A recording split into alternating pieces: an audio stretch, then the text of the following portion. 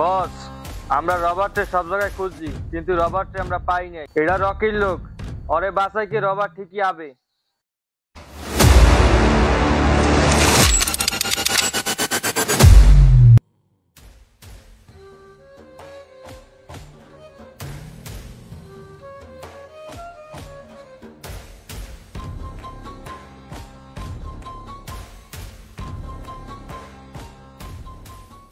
কেডা তুই? আয়। রবার্টের বন্ধু।